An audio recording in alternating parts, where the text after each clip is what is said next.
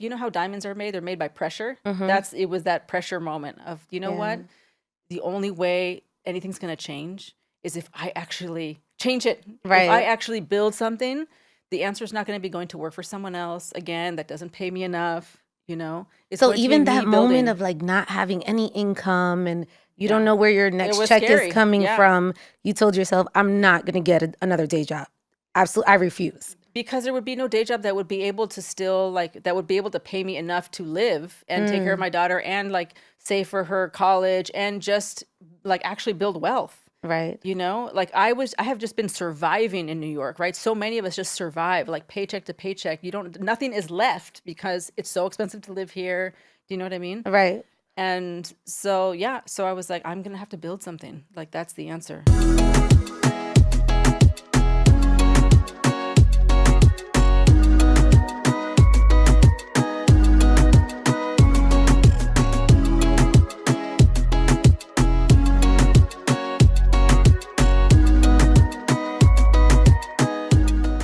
Welcome to Growing Up Latina. I am your host, Ali V, and I'm so excited today. I have an incredible guest.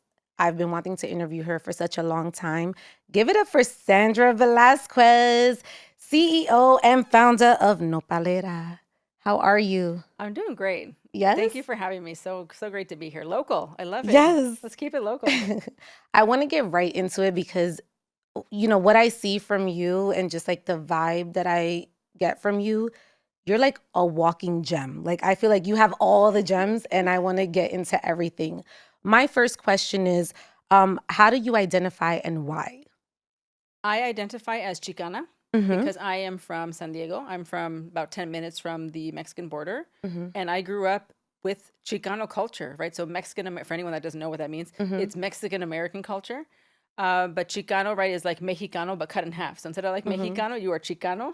Mm-hmm. And you always have one foot in both cultures, right? You grew up listening to cumbia, you grew up eating, speaking Spanish, eating your parents' food, but also listening to rock and roll, also listening to hip hop, in the United States. So having like that bicultural identity and experience is how I grew up. And it wasn't until I moved to New York in Mm-hmm. 1999 Mm-hmm. where when I would say Chicana, people would be like, "What? What's that?" Because Right. here it's New York. It's like, "Are you Boricua?" I'm like, "No, Right. I am not." Right. So it's interesting because it was a big culture shock for me to come to New York. And I was Mm-hmm. like, where are the Mexican people? Where are the Chicanos? Where are the Right. first gen people Mm-hmm. who grew up in this country, but whose parents aren't from Mexico? So it's still not, it'll never compare to California just I know because of you the say that all proximity. the time, right? Like you want to go back. I'm going back. You're going back. I'm definitely going back. I'm only here still because my daughter is in high school. Okay. Okay. So when you moved here, how old were you when you actually came to New York? 23? 23. Yeah. So versus where you were from, where you grew up and the familiarity there versus now here in New York. What Yeah. was that difference like? You mean like when I got here? Yeah, when you actually arrived here in New York, because New York is like hustle and bustle, Yes. like a New York minute is like a real thing. Yes. And then you're not like 9 years old. You're like already now in your 20s. So Yes.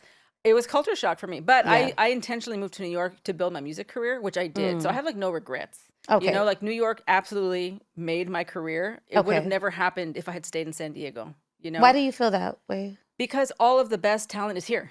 Okay.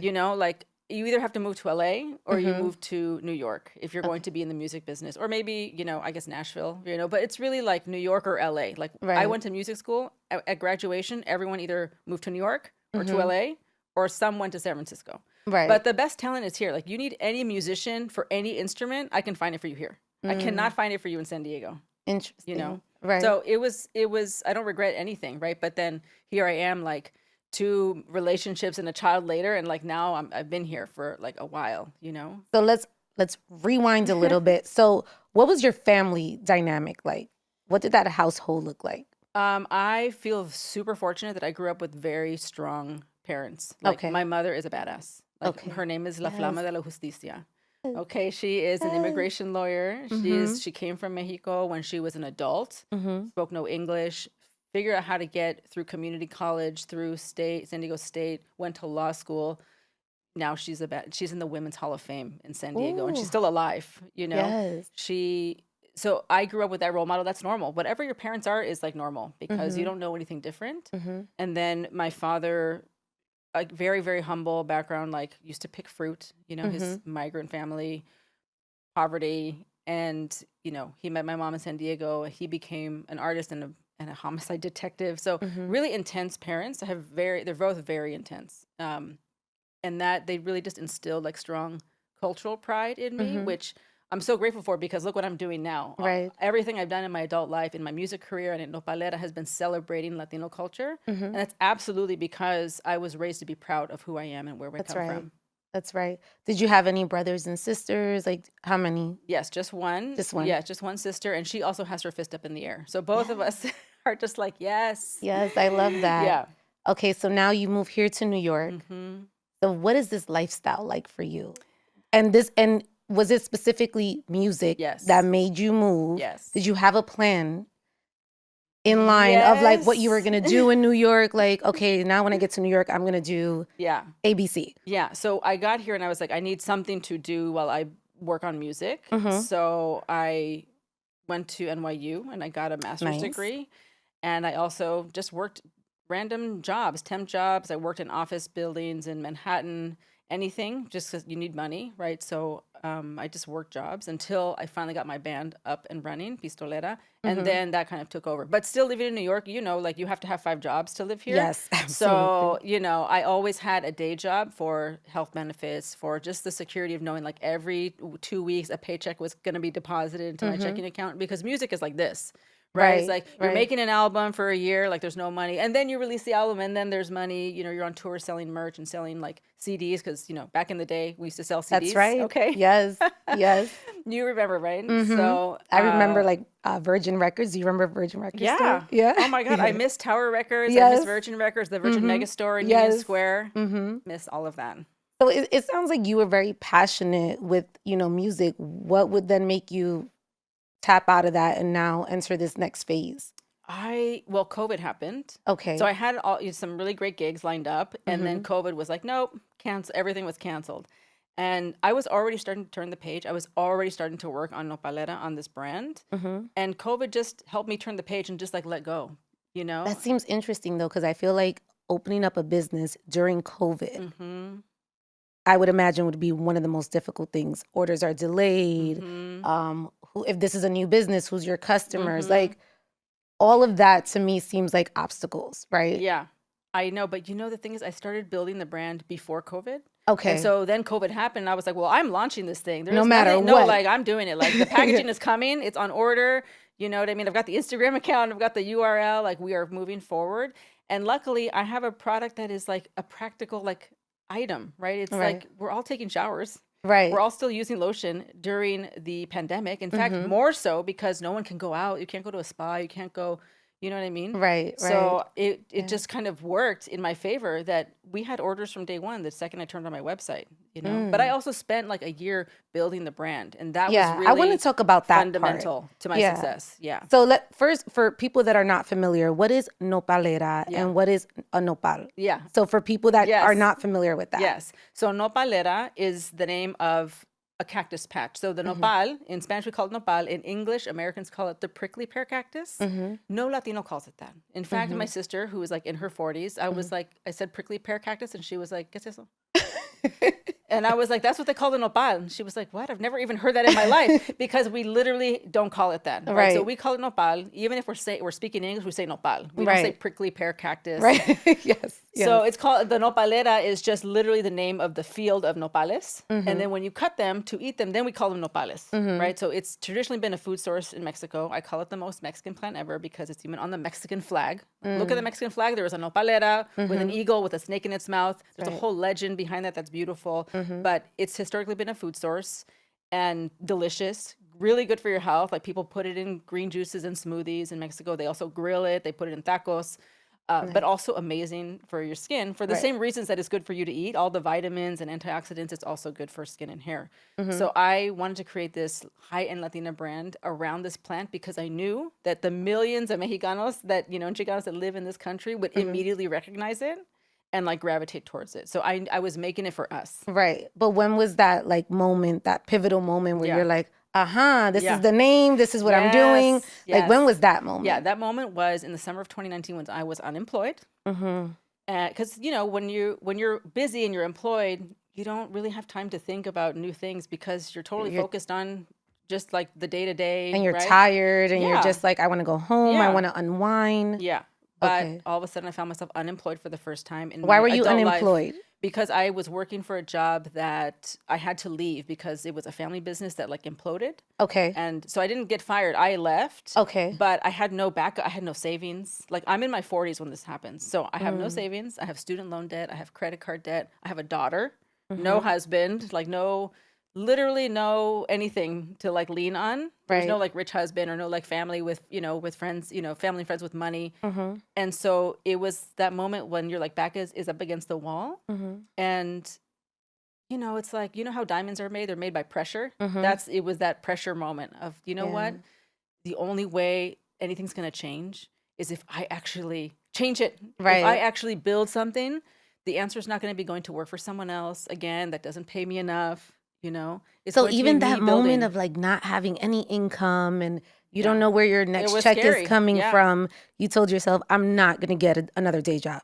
Absolutely, I refuse. Because there would be no day job that would be able to still that would be able to pay me enough to live and take care of my daughter and like save for her college and just like actually build wealth. Right. Like I have just been surviving in New York, right? So many of us just survive like paycheck to paycheck. Nothing is left because it's so expensive to live here. Do you know what I mean? Right. And so, so I was like, I'm going to have to build something. Like, that's the answer. Well, what is your definition of wealth and then also my 2-part question is, what was your definition growing up? Like, what was your understanding and your relationship with money growing up? Yeah, let's start with that question first. So I think for many of us, we didn't talk about money. No one talked about money. I didn't know how much money my parents had. Did they have money? Did they not have money? Where it was coming from? Yeah, what do things cost for this house? Like, there's just no talk of that. And I had a good childhood, right? I was not, I wouldn't say that I was, didn't grow up poor, right? We were middle class. Okay. I went to Catholic school, my mother drove a Volvo, but they didn't start like that, right? They got there. But still, there's just no talk of money. And I think that a lot of us, and my parents included, make enough to like do well and like survive, and like they're like, okay, this is good, right? We're good, right? Like, why would you need more, And we are now this generation of like, here's why we need more. We need more because it's not just about surviving. We deserve more. We deserve more, and there's so much more to be had, and it's not just more for us. It's like more for everybody. When I think about building wealth, it's not because I want all the money. It's because I want to be able to write a check to the Hispanic Scholarship Fund for like $250K. Like, here you go.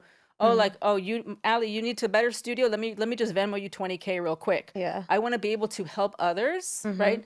But first I need to make sure that my bills are paid, that my daughter has money, like that, if someone needs to go to the doctor, there's no concern about like, let's not go get the best procedure. Let's do what we can afford. So for me, wealth is like everything is covered in my immediate circle. All the people I love have everything they need, including myself. Right. And then I can go out and like make an impact with that wealth. That is like what drives me now, actually, with building this brand. It sounds like there was a mindset shift for you. Yes. Right? Because if growing up, your family never really discussed money with you, then at what point did you say, okay, let me educate myself on wealth? Because there is like an educational phase, right? Like financial literacy. Yes, financial for literacy. The win. Yeah. So when did that happen for you? Very recently. Very recently, because again, no one talked about money growing up. No one in my family. And then what happens is we find ourselves in these like economic bubbles where like everyone is making the same amount of money as you. Everyone lives in the same kind of like apartment or like drives the same kind of like car. And so that normalizes your economic reality. And it's hard for you to see outside of that there could possibly be a different way of life. And so for me, I used to make here in New York $40,000 a year, working at Barnard College. And I thought that was good. Right. And then I was like, how come I never have like money left over? I thought there was something wrong with me. Like, I'm bad at money. I don't ever have enough to like do anything. I just pay rent and bills, and then it's all gone. And it wasn't because I was bad at money, right? Or I was doing anything wrong. I just wasn't making enough money. Right. That was the problem, So it's realizing that was a big wake-up call. Like, and why? Because again, no one's talking about how much they're making. So everyone's just living in their own reality. And I'm like, oh, I thought everyone else was making $40,000 a year. Like, that's Hell not normal. no, people are making like $250K Yeah. a year, you know? And so it wasn't until I started my company, like when I first started to build it, like in 2019, where I started to really like seek out more knowledge and other people, you know, and new friends, like a new circle, you know? That's right. And that is so important for anyone that's building a business. Like, you have to be around other people who are building, who are reaching. Otherwise, it's like crabs in a barrel. Yeah. Did you have to let anyone go in your immediate circle that was no longer serving you throughout this process? Absolutely. And then what are those conversations like? It's not even really a conversation. You just kind of let the distance happen. Yeah. You know, you don't actually have to sit down and say like, listen, I'm about to be wealthy, so we can't be friends anymore. Yes. Right? It doesn't even have to happen that way. You just move on and you find new people, you know, to hang out with, and you create a different reality. What are some of the things that you heard in your childhood that doesn't ring true to you today? So many things. I think it's more about, it's not even things that were said. It's like, you know, we learn by behavior being modeled to us. You learn by watching the people in your house be them, how they live their lives, how they interact with the world. And I, you know, because I'm Mexican, I was raised Catholic by default, which means guilt, shame, you know. So, you know, getting married and getting divorced, it was like shame and guilt and just like, you know, burying his like, por mi culpa, you know, and this whole mentality, that I still am working to like release that, because it's just, there's no reason. It's like totally learned, you know, it's not, we decide we're going to think that way, you know, so it's still a work in progress. And how are you different now as a mom, right? And how you're raising your daughter, and like, what are you telling her about? I mean, she sees it, right? She sees your everyday. Yeah. But like, how do you communicate money and, you know, just the idea of entrepreneurship? Yeah. For me, it's also about modeling the behavior, because, you know, when my daughter's 15, she doesn't know that she's learning anything right now. It's not until she's going to get to like 27 that she's going to be like, oh, you know, I was raised by my mom who like was a musician and then became an entrepreneur, started this business, this multi-million-dollar company, and she learned all these things, but it's going to be in hindsight, you know, because again, we learn by watching. And so what I try to do as a mom is actually just be very open about everything, you know, because again, Mexican, Catholic, you don't talk about sex. Like, you don't talk about you have feelings for someone else, or like you're getting divorced. Like, these are taboo subjects. Absolutely. You know? So for me, I'm like, nothing's taboo. Like, we literally were at the dinner table. I'm like, okay, so is anyone smoking weed at school? Okay, cool. What are they doing? You know, just like, let's just put it out on the table, because in my house, everything was like, you know, like a novela, you know? Yes. So I just try to be super casual about everything, so that nothing is a big deal, because literally nothing is a big deal. Right. Does she ask questions about the business? Does she? Yeah, she asks questions. Does she want to get involved? She wants to make more money. I'm like, okay, cool. So I hired her as a research assistant, because you can hire your children and pay them up to like a certain amount per year without being taxed. So she is my research assistant.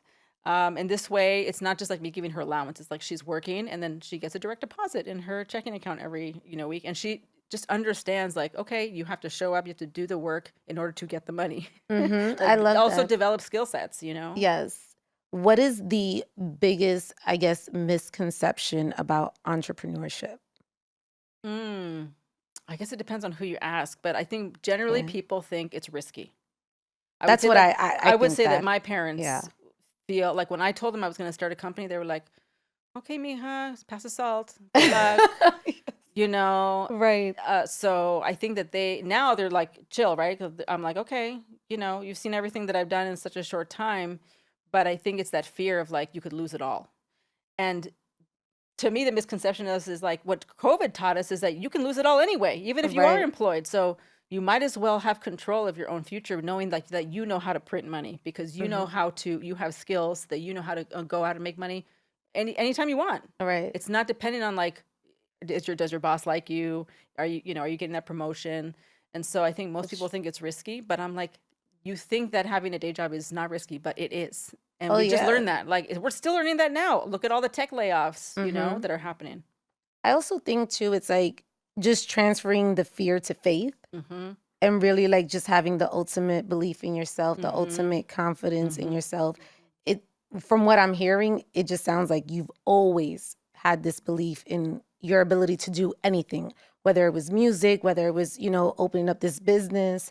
It sounds like that's what you had in you. And I wonder where that comes from, because it also sounds like your family really were just like confident people all around. But was there ever a moment where you felt not confident or not sure in the business? Kind of questioning yourself, like, is this the right thing to do? No, I never had a doubt, because for better for worse, I'm super like hard-headed. I'm like, this is what I'm doing. And this is also how I ended up married and divorced twice, because I'm like, we're getting married, we're getting divorced. Yes. Like, I'm like, I'm getting that tattoo. Like this, I'll have the chicken. Like, I'm just very decisive. I love that. Yeah. And that's how I've always been, like literally since I was a child. So that, I think, is just my personality. But then I also got a lot of confidence from my mother, because she was also like, I'm going to law school. Like, this was a woman who like didn't even speak English, you know, and she just decided she's going to go become a lawyer. What? You know, so just that confidence, like I'm going for it, is something that I also, is behavior that's learned, you know. Right. I want to talk about the Latino community and the idea of being disconnected from your roots if you succeed. My favorite topic. Seriously, a whole book, a whole TED Talk. How much time we got? We got time, Sandra. Oh my God. No, but it's the truth. It's like this idea, if you were to succeed, how are you giving back to your community? Why are you leaving your community, right? Like, where are you going? Because yes, I'm so familiar with this rhetoric. Yes. Talk about it. I call it the Jenny from the Block syndrome. Yes. Where people are, you know, like she had to write that song to be like, no, I'm still Jenny from the Block. It's like, no, you're Jenny from LA, and that's okay. Yeah. You don't have to, you know, prove yourself to anybody. You are allowed to upgrade your life.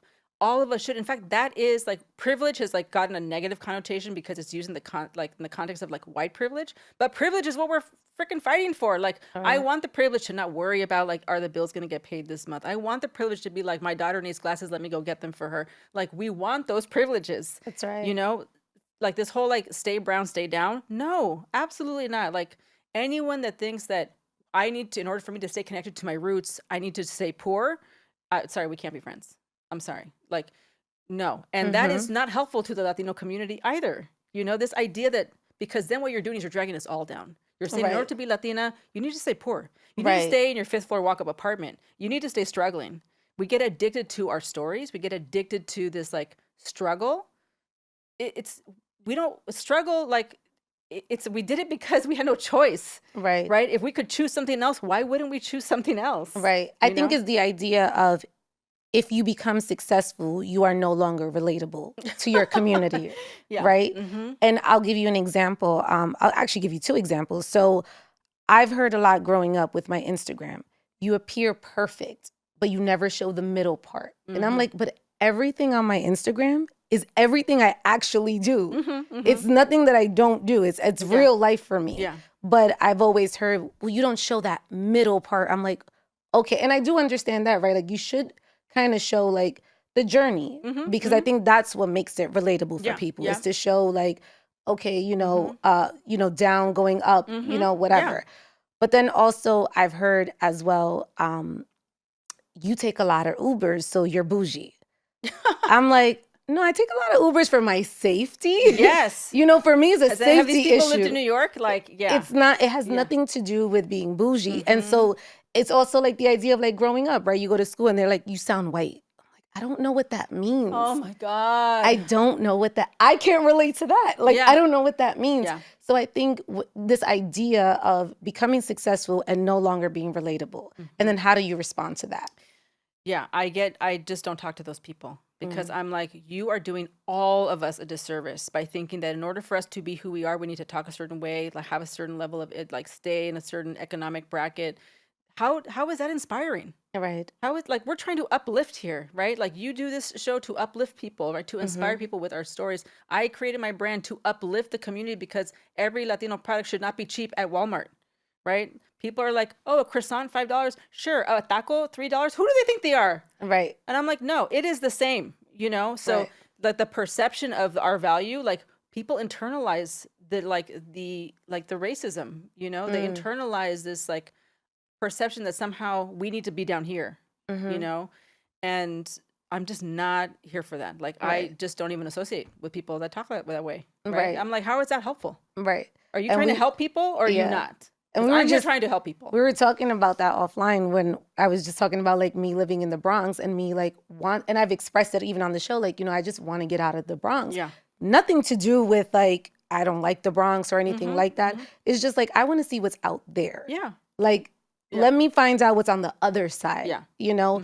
But then I have a friend who's always telling me, well, you can actually be successful here. You can make things happen here. What if Jenny from the block was still making it happen on the block? I'm like, I don't think she would have. First of all, there'd be paparazzi everywhere. Yeah. She could not make it happen on the block. She needs a gated community. She's a bodyguard now. She cannot. Right. You know, you cannot, you know. And anyone that says that, I'm like, have you ever lived in like New York City? Because it's tough. It's tough. Hard. I feel like we live in a constant state of emergency. I live in Brooklyn on a road that like goes to a hospital. It's just sirens all day. Right. And it's so stressful. You know, I'm like, I work at home, so I'm at my desk. It's just like sirens. I'm like trying to talk to people on Zoom. I'm like, pause, sirens, you know. Yeah. This is not like quality living, no. You know. Right. And then it's also like when people see your brand, because you do have a luxury brand. So I'm sure you probably have had people tell you, I'm like, bring on the haters. Well, this bar of soap, is $14. Why? And how are you helping the community? Yeah, exactly. So what do you say to those people? Yeah. And they're like, I can get this at Dwayne Reed for like $2. Yeah. I'm like, well, let me give you directions to Dwayne Reed. Go ahead and go get it there, because not all soap is created equal. Just like not all wine is created equal. Just like not all cheese is created equal. So, you know, soap is a great, you know, example, because people think of soap as like all soap is the same. Like, oh, well, what's the difference between Irish Spring and like your soap? They're not the same. They are made totally differently. The ingredients are different, you know, so our soap is very expensive to make. That's why it costs what it does. Also, please go knock on the door of Chanel and be like, why are your soaps, you know, $20? Because my soap is actually not the most expensive soap. There are soaps that are way more expensive. Pharrell has a whole like body care line. He sells soap for like $18. Go knock on his door. You know, this idea that, again, you know, people are only saying that shit to me because it's a Latina brand, right? Real Latinas can't afford that. You know, like people have said that to me. I'm like, oh, real Latina. Are you speaking for all Latinas right now? Okay, are you the spokesperson? Should we all just buy cheap stuff? Is that what we should be doing to stay Latina? Absolutely not. Sorry. Block, delete, be blessed. Was there ever a time where you even considered changing your price point? Never. Because the entire purpose of my brand is to establish Latina as luxury. Do you feel now, well, talk about a little bit about your brand and just like some of the items that you do have, because I want people to get familiar with it. Yes. So we're a body care brand. So we don't have anything for the face. I mean, you can use our products on the face, but it's not a skincare brand. So we have our cactus soaps, which are like whole body soaps. We have our cactus flower exfoliants. And then we have our lotion bars, the botanical lotion bars, which have prickly pear oil or nopal oil, which is a very luxurious ingredient, usually reserved for the face. You usually find it in skincare. There's lots of beauty brands that use prickly pear oil in their formulations for the face, but we use it in a body care product. So. And I heard you're the first Mexican in Nordstrom. Yeah. Yeah, so I'm pretty sure we're the only handmade Mexican product in Nordstrom. We're in Nordstrom, we're in Credo Beauty, Free People, and we have 400 boutiques across the country that carry our product.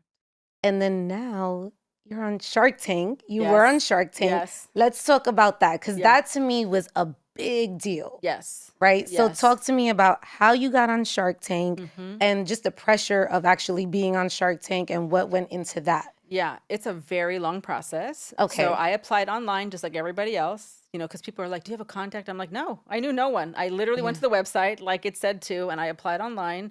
And then I think I either got a text or an email like several weeks later, like, okay, we got your application. We're interested to learn more. And I was like, okay.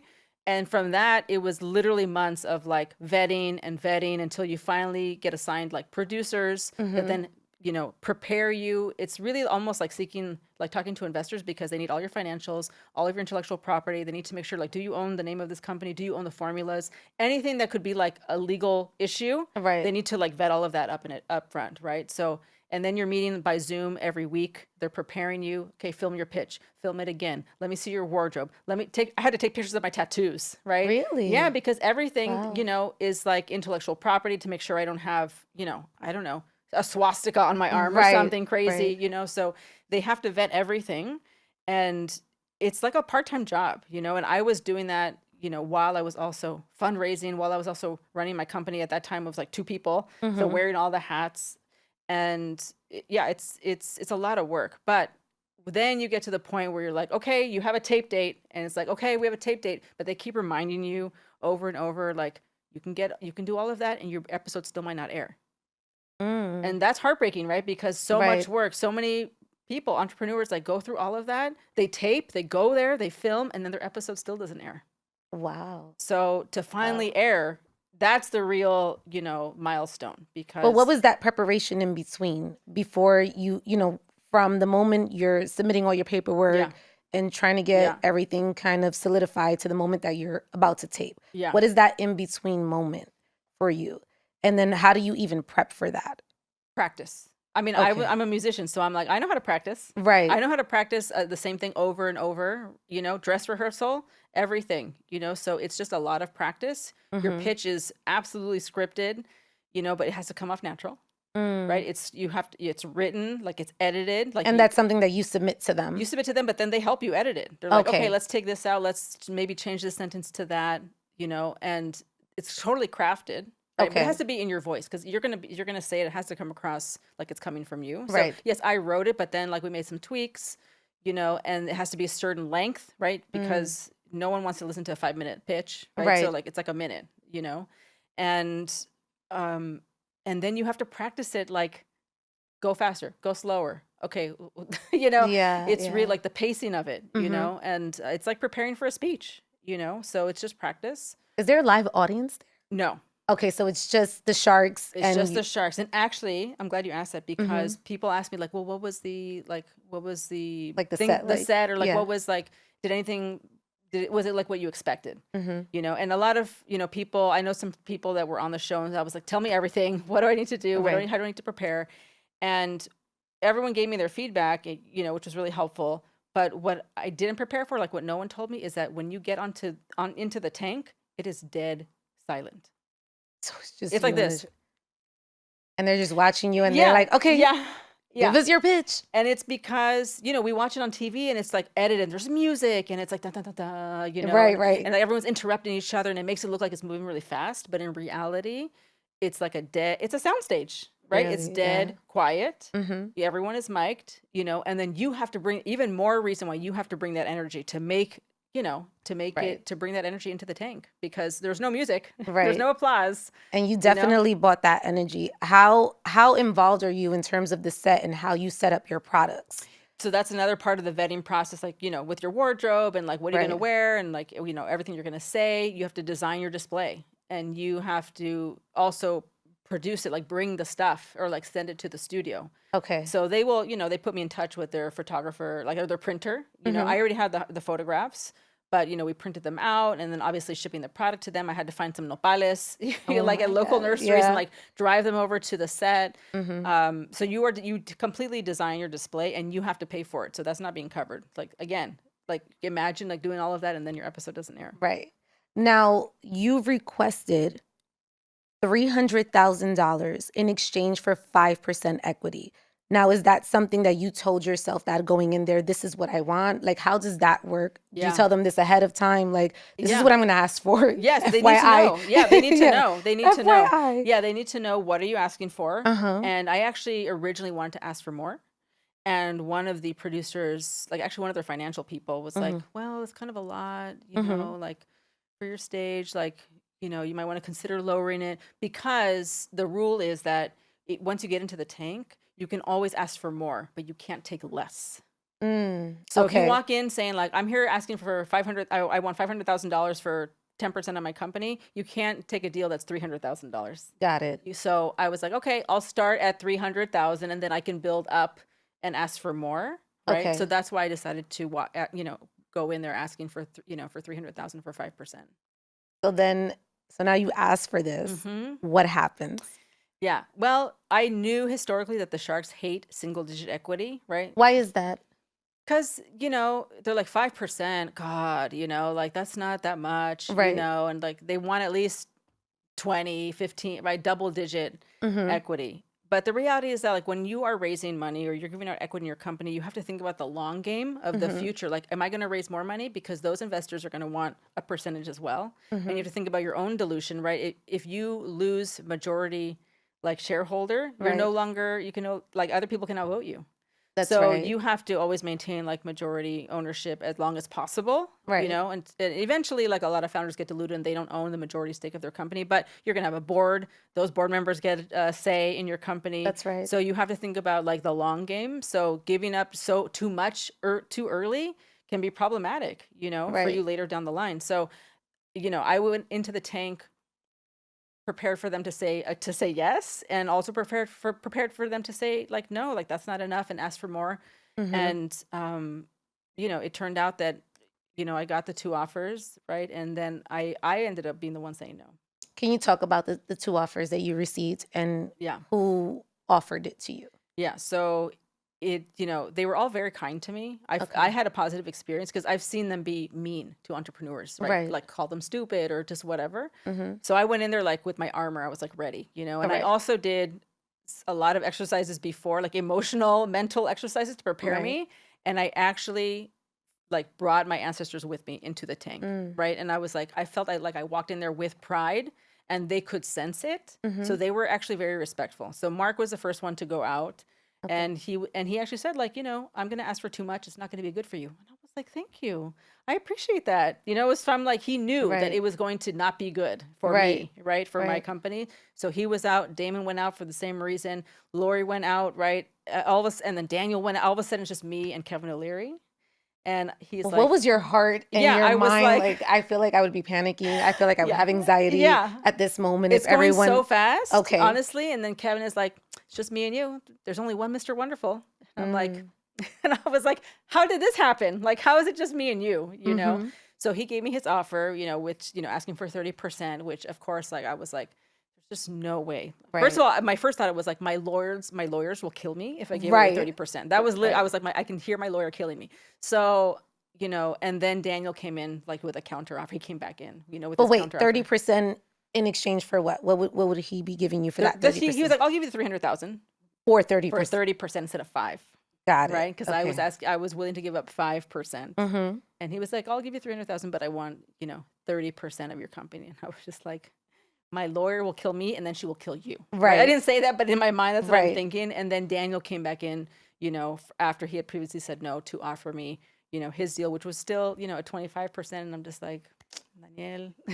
Oh my God. So you said no Yeah, because to the I offer. just said, you know what? This is a brand about standing in our worth. And I Mm-hmm. literally have my ancestors in my ear whispering to stand in my worth. And so, thank you so much for the opportunity. But, And that was it's a no. And wow. they all were like, and Mark was like, good for you. Like they really understood, because I went in there I was like, I was like, in 10 years, you're going to see my logo on the pitch deck of another Latino entrepreneur because I had no market comps. I had Mm-hmm. Shea Moisture. Mm-hmm. They're not a Latina brand. Mm-hmm. Mm-hmm. I was like, where are the Latina brands that have grown big and exited, that are on, that have like changed the game? They don't exist. Right. So I was like, we are building something big. I'm meeting with Sephora and Ulta in the next 30 days. Like, who wants to help me build this That's legacy right. brand? Do you want to come or do you not? Because there's other people that will come. Well, how do you know who to partner with? How do you know who's the right partner for you? Yeah. It's like, how do you know who's the right like person to marry or get into a relationship with? You are getting into a partnership contractually Mm-hmm. with someone when you are selling equity in your company. You have to like them. Mm-hmm. Like, so for me, it's like hiring a person or bringing anyone into your life. Like, you have to genuinely like them. Mm-hmm. Are they aligned with your company values? Or do they understand where this company is going? Like, will they trust you to lead it? Right. Someone's going to come in and say, well, let me just change all of this. Let me, like, you have the vision. You are the visionary. Right. You are leading. If I'm going to be your investor, I'm investing in you. Mm-hmm. So you want to find people that align with your mission and your vision. and are going to let you do what you need to do. And they're here to help you accomplish the goal, not here Right. to take over, Right. So, vetting investors is a real thing. So after Shark Tank, then what happens? Like, do you have investors in your company now? Yeah. How does that work? Like, what are the next phases of the brand? Yeah. So, when I was in the tank, they asked me like, so do you have any other interests? I was like, I have strong interest. I didn't have any yeses at that point when I Right. filmed, because I filmed back in the summer, Okay. and I had just started fundraising like a month prior. And I eventually did, raise $2.7 million. And I was see what that oversubscribed. no turned into? That's what I'm saying. Do you no? Don't settle.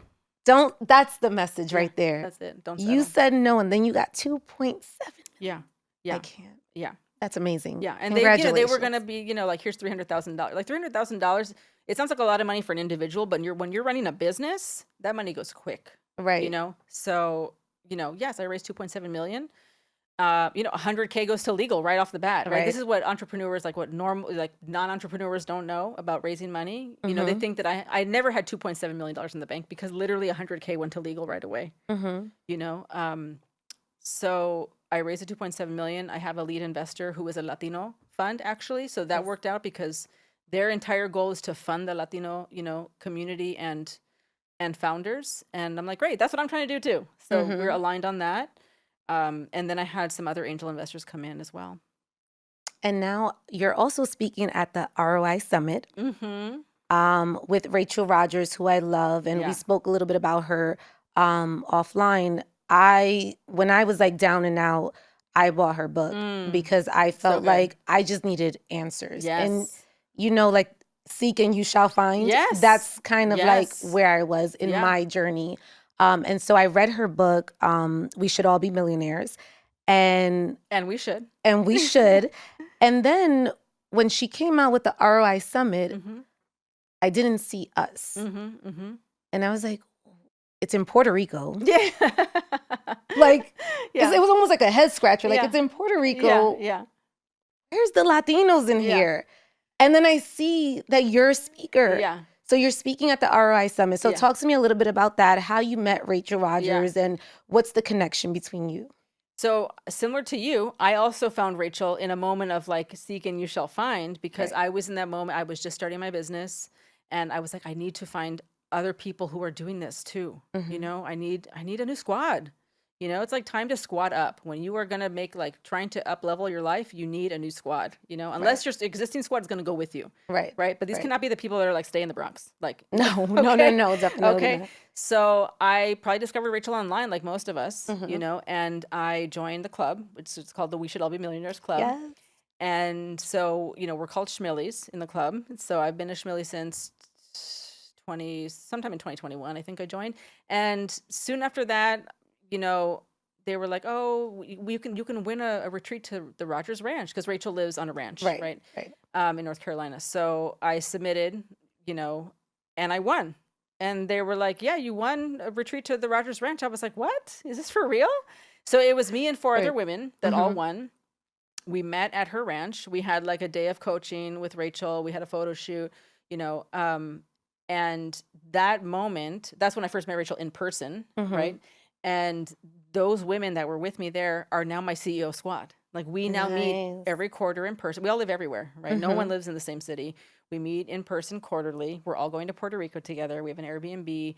We have a weekly Zoom. Like, this is the true, like, definition of like a success squad, right? So when I'm like, I'm raising 2 million, they're like, go for 3, these are those are like the people. They really lift you up. Yes. Those are the type of people you need in your life, not people that hold you back. No. Right. Or like, and how has that been a game changer now for you and your business and just every aspect of your life, right? It's all of those things. It's everything. It's a game changer. It's like for all aspects of life. You need a success squad. You need people that are like, they when you win, they are like ecstatic. Right. And there's no, like, we can all win. We can all win. There's so much, and there's no scarcity mindset, right? There's no jealousy. There's no pettiness. It's literally just people that pour into you, and it is just such a joy to have those people, those women in my life. Yeah. And it's a game changer. I always recommend, like when people are like, well, what do you recommend to new entrepreneurs? I'm like, get a CEO squad. That's right. Talk to me a little bit about money affirmations. Mm-hmm. And what are some of the money affirmations that you tell yourself to kind of get through, even during those times where you seem a little bit uncertain, but you're still confident, like, no, it's going to happen for me. So first of all, I have them all over my house on Post-it notes. Okay. So I don't just like, don't keep your affirmations to yourself. Like declare it, decide and declare. Say it out loud, literally post it. Like people come to my house, they're like, oh, okay. You know, like what is happening? Okay, like, you know, so I just. Clearly she did a Staples order around here. Yeah, it's like, why is there a Post-it like in the bathroom when I open the medicine cabinet? Like I literally have them everywhere. So like when I glance, like I can't not see them. I have so many. Like the one that I say pretty much every night is, everything I want is already mine. I give love and gratitude for it.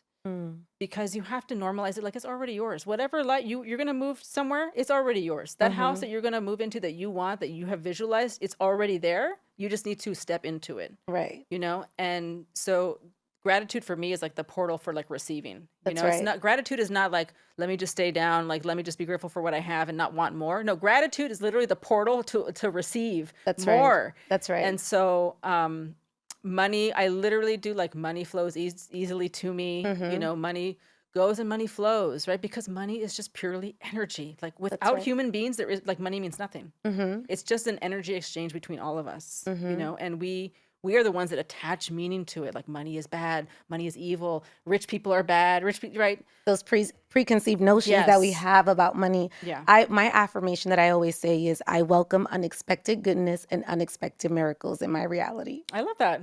Yeah. I love that. I'm like, I don't know where I'm going in life, but whatever it is, I welcome it. I welcome. Bienvenido. Okay? I welcome it. What would you say to the person who has not found their purpose? They don't know their why. Like in life or in business? In both, right? Like they don't know what's the next step. They don't like, you knew, you know, music was my passion. Now I want to be an entrepreneur. I definitely have always known my why. But then there's people that I meet that they're like, I don't know my why. I don't know. Or people are just fueled simply by money and they don't have that. A purpose. A purpose attached to it. Yeah. I mean, if you don't know your purpose or your why, I think you need to get to know yourself. So go do things to help you get to know yourself. What is it that you like to do? Do you like to travel? Do you like to play sports? Anything that like makes you feel like you are just being authentically you, that is just like, you literally just love to do it. Get to know yourself. And you know, when you are a business person, you are creating a product to serve, right? Like I did not create my company because I like soap. Right. Right. I created my business and my brand to serve, to make an impact for others. And when you attach your why to also helping others, doesn't mean that you don't help yourself in the process, but when you attach it, like that's impact. You know, like if people don't know their why, I would be like, well, what do you want people to say at your funeral? What's your legacy? What's your legacy? What do you want to be remembered for? You want, like what it does, there's no right or wrong answer. If you're like, I want to be remembered for making people smile, great, then that is your purpose. Like what can you do to make people smile? What can you do to bring them joy? It doesn't have to be like this big thing, right? Like everything that we do is meaningful, you know, and everyone has a purpose in this world, you know. So it doesn't have to be that you are, you know, a philanthropist. You don't have to be Bill Gates, right? Like the nurse at the hospital is making an impact, you know, the teacher is making an impact, but whatever it is, like you need to find that thing that makes you feel like good. That's right. What would you call this chapter in your life? I would call this chapter in my life, I want to say like the good chapter, but I would say like growth. It's really, it's just high growth, because I think through all of my 20s and 30s, I did kind of settle. You know, I settled in my day job, I settled in my relationships, I settled financially. And I went to a friend of mine who is an intuitive counselor here, and he was like, stop coasting. I was like, excuse me? I am not coasting. I am working. Right. You know, but I know what he meant, you know, which was like, I wasn't pushing myself, you know, I wasn't really trying to reach my potential. And so now I feel like it's all about growth. I'm like, what can I learn? What other thing can I learn? Entrepreneurship, you have to stay learning. You're always learning. Absolutely. There's no like, we have arrived and now we know. Like you're just always learning. So for me, it's like, it's all about growth. What do you wish would change in the Latin community? Everything we talked about before. I wish people would stop trying to define us, and I wish people would stop trying to hold us back. I really wish people would stop saying that, like, you know, that we need to like stay, in order to stay close to our roots, we somehow have to stay down economically. What is that? That is garbage, So until the day that people stop asking Latinos to charge less for their services, to devalue themselves, like until that day, like my job is not done, right? That's why I created my brand, so that like it just normalizes. I'm like, okay, there's Chanel, there's Nopalera, Yeah, that's right. That's it, That's right. Tell me you're Latina without telling me you're Latina. Oh my God.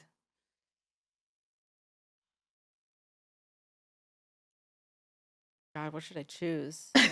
There's so many. I know.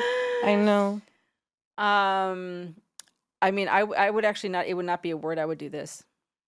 I like that. I call it the dedo Latino. Yes. Just like, I like that. And finish this sentence. Growing up Latina is?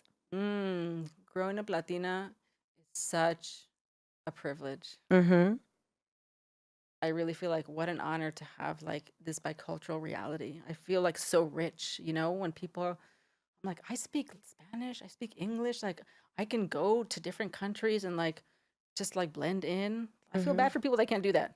I know. What's one piece of advice that you would want to leave to fellow aspiring entrepreneurs? People that want to get into this, but they just, they really don't know the next step. What is like one piece of advice? I have so many pieces of advice. I know, because there is so many. I'm like, I have a list. Me too. But I think one piece of advice is, if not you, then who? My mom always told me that. Always growing up. I love your mom. She's like, if not you, then who? And I'm like, you're right. You have an idea. It's for a reason. You're absolutely right.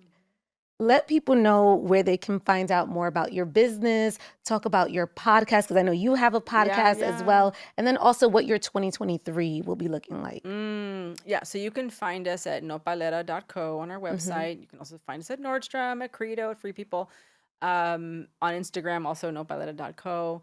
And 2023 is going to be a year of high growth. Like I mentioned earlier, we're talking to Sephora and to Ulta. That's really like the next stage, of our business in terms of building like a national retail presence. It's going to be at one of those places. So before this year ends, I want a yes from one of them. You will get a yes. Thank you. You will get that yes. Thank you. And your podcast. Oh, my podcast. Yes. Yeah. So the Nopalera podcast is all about me documenting the journey of building this brand. And because a lot of entrepreneurs like ask me questions like, how do I do this? How do I do that? How did you find a designer? How did you do this? How do you get into wholesale? So I created the podcast to just answer all those questions and document my journey in real time. And it's a mix of like solo and guest episodes. So you can just find it, everywhere that you find a podcast. Yes. Thank you so much for coming on the show. Sandra Velasquez, everybody. Thank you. Thank you. I love you. Oh, thank you.